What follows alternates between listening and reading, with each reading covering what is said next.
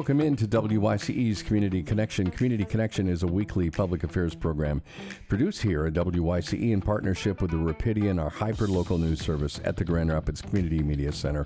Community Connection seeks to bring you a diverse perspective of viewpoints from community leaders throughout West Michigan. This is WYCE Station Manager in studio this week with Nik Thomasma, Executive Director of the Michigan Music Alliance. Also online, of course, at MichiganMusicAlliance.org. And we are here in studio because we are only about 10 or 11 days, Nik Thomasma, away from the Music Econ Summit. Yeah, Welcome that's coming into the right studio. up. Yeah, thanks for having me, Phil. It's coming right up. It's just around the corner, and this is the second year. Year 2 for the Music Econ Summit. We have been involved in both years. Last year was a one-day event, and this year we've expanded to 3 days. Tripling the amount of time, hopefully a lot more attendees as well. Let's just talk about why this is important. And before we do that, the importance of the Michigan Music Alliance. It is a group that came together not only to support Michigan-made music, but it's bigger than that. Can you talk about the origins and what you guys are all about? Yeah, the Michigan Music Alliance was founded in 2019 by L. Lively after a roundtable industry discussion where it was determined that professional development was a serious need for the Michigan music community.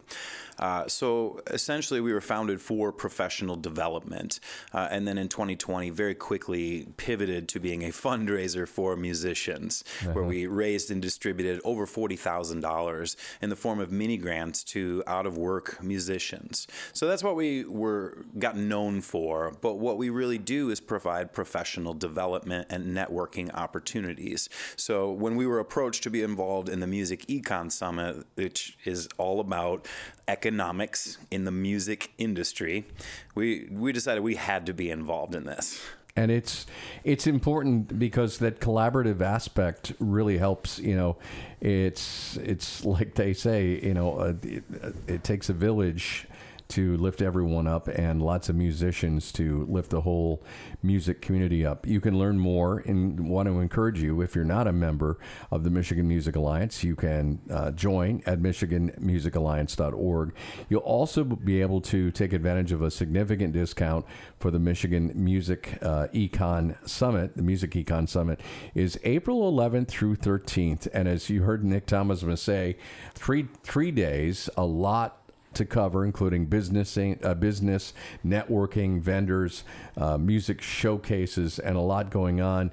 And this is really designed for a broad range of people, Nik Thomasma, who should attend the Music Econ Summit. Well, really, it's for musicians, but it's so much bigger than that. It's for anybody who is interested in music or in the economics of music or live music in general.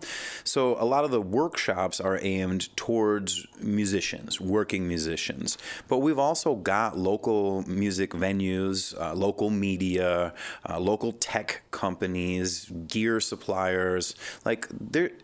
The music industry is so much bigger than just musicians, right? You know, kids are kind of discouraged from pursuing a career in music because their parents think like, oh, they want to be a rock star and go out on tours. But the reality is this is an $85 billion annual industry, and there are so many jobs and careers and avenues for a career in music.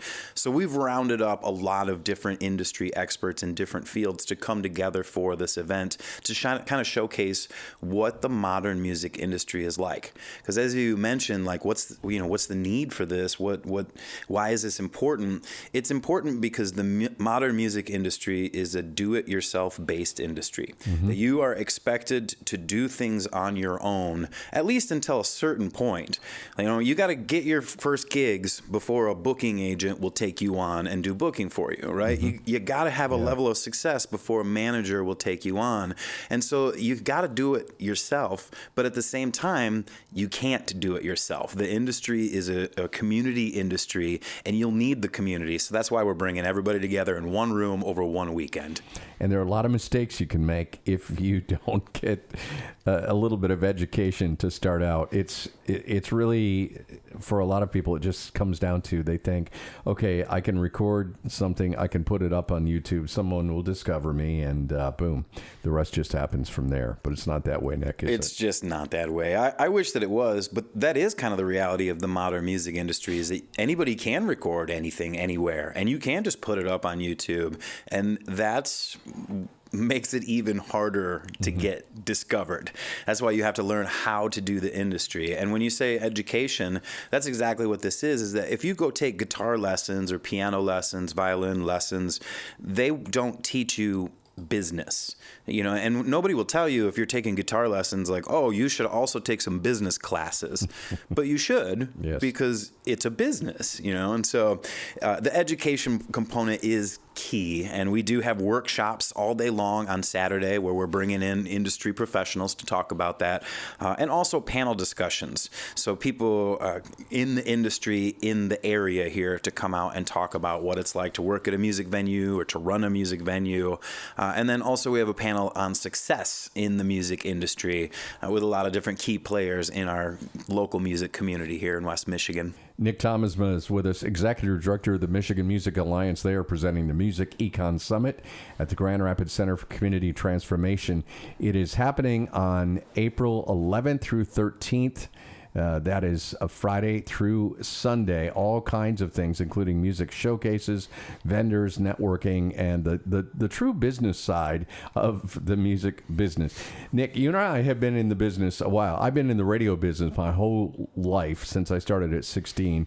You've been making music since what age? Well, I mean, I've been singing ever since I was a little kid, but I started taking it seriously in my 20s. Okay. One of the things about this is people make some bad assumptions. One of the biggest mistakes I think anybody can make if they think they're really going to go for a dream, whether it's a podcaster or a singer-songwriter or somebody's going to start out as an entrepreneur, is they go into a mad amount of debt. They buy all kinds of gear, and they realize, I don't have this business thing really figured out, because there's no business coming to them, or as you said, nobody signing them up to play gigs. Do you remember back into your 20s what some of the I guess looking back at it, most logical mistakes or illogical mistakes you made, or mistakes you went, man, I should have known better? Did you make any mistakes in your 20s, Nik Thomasma? Oh, I made all kinds of mistakes in my 20s. I think that's kind of par for the course, right? Is that indeed? I went to college for music, but kind of dropped out and kind of decided that I preferred to learn things the hard way, and that lasted well into my 30s, when at some point I realized, I think that I own a business. I'm an independent contractor. I'm running a business. Maybe I should learn about business. So I went back to college, and I'm learning. I continue to learn about business, because the business, especially the music business, is constantly changing.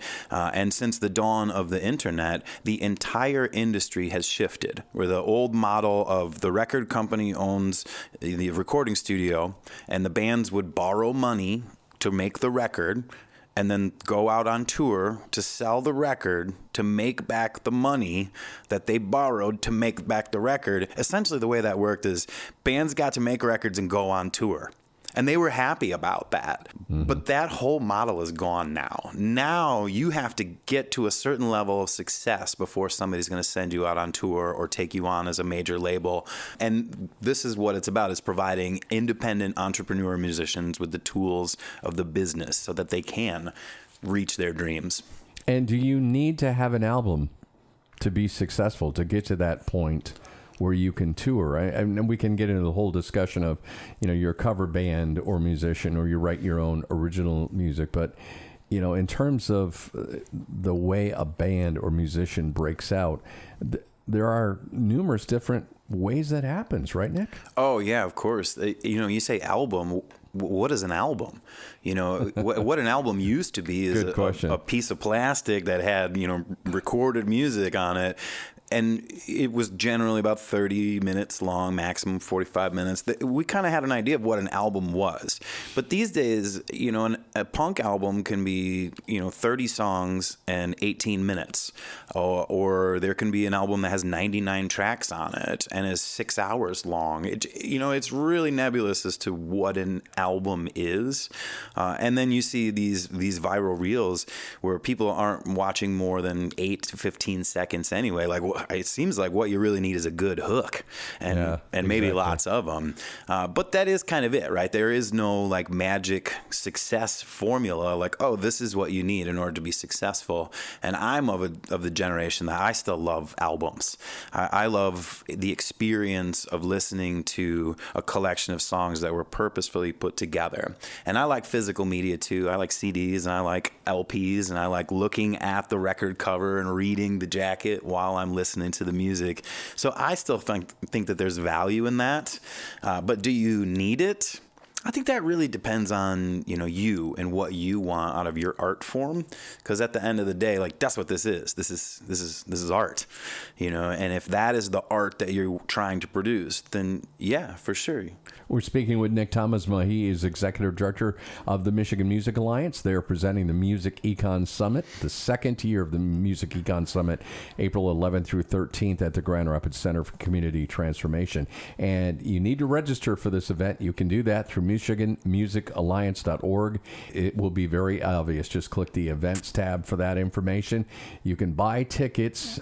This is designed, Nik Thomasma, for beginners, intermediate musicians, and people interested in already performing as musicians, maybe even people working as sound people or ancillaries to the music industry, even potentially venue owners who want to learn more about the business, and then even people who, like yourself, are pros and you've been doing this for many years.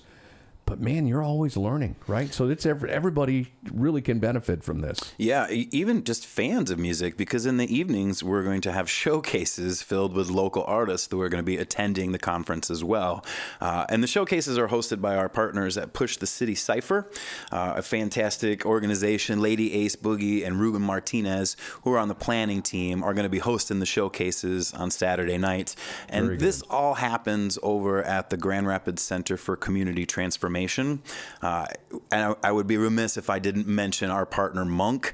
Monk is the founder of the Music Econ Summit, and he is a force in the 49507 zip code and a wonderful human being to be around. He's got his hands in a lot of different things, including the ones and twos. So we're going to have DJs throughout the event. There's going to be live music peppered throughout the weekend, and lots of good people wandering. So like you said, musicians, but also venue owners, sound engineers, photographers, writers, pretty much anybody that is involved in the music community would be a good fit for the Music Econ Summit. Yeah, we want to shout out our friend Monk Mattheus, who was supposed to be sitting next to you, Nik Thomasma, but had a busy day as we're recording this conversation. He's a busy guy. For the radio. And again, shout out and lots of love to Push the City Cipher, Monk Recordings LLC, the Grand Rapids Center for Community Transformation, and our friend James at Triumph Music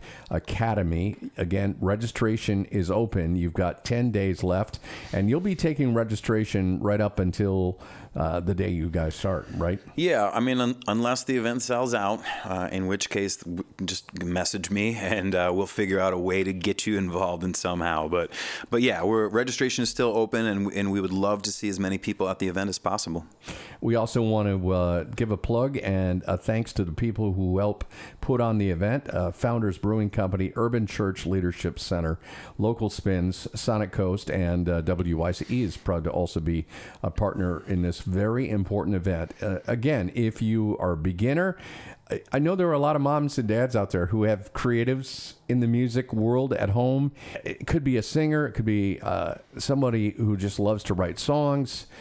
somebody who's got a YouTube channel, I could not stress that this is a great place for you to soak up a lot of knowledge and just really get a lot of support from a lot of other musicians. There will be more musicians at the Music Econ Summit than at any other time in any other place in Grand Rapids, Michigan in 2025. I gotta say, one of my favorite events so far this year has been the WYCE Jammy Awards, and to see that many people packed into to support local music, that is why this community deserves a industry conference centered around the modern music industry, because there is such support for our music community. Yeah, and I'm so glad that you and Monk are putting this on again.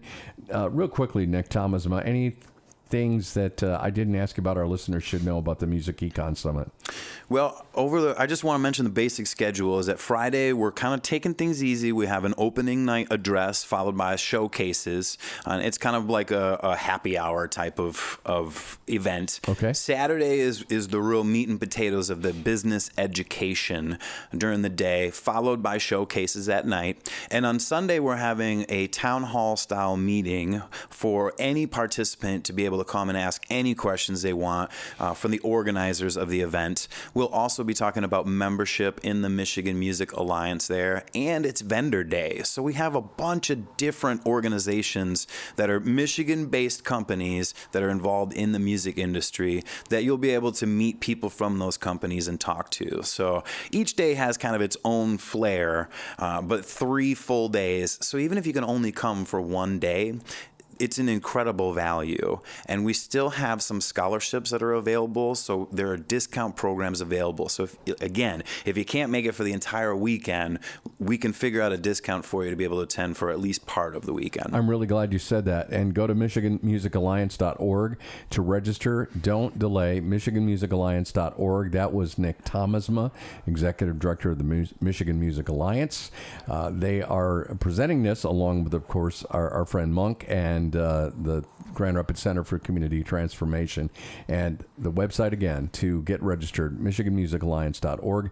Nik Thomasma, thank you so much for joining us. Really appreciate you being here. Thanks, Phil, and thanks to WYCE for the incredible support of the Music Econ Summit and the Michigan Music Alliance. It is important that we're a part of it and alongside it. You've been listening to WYCE's Community Connection. Once again, we appreciate you tuning in to our weekly public affairs program we produce in partnership with the Rapidian. I'm WYCE Station Manager Phil Tower. That's our program. We'll catch you again next week right here.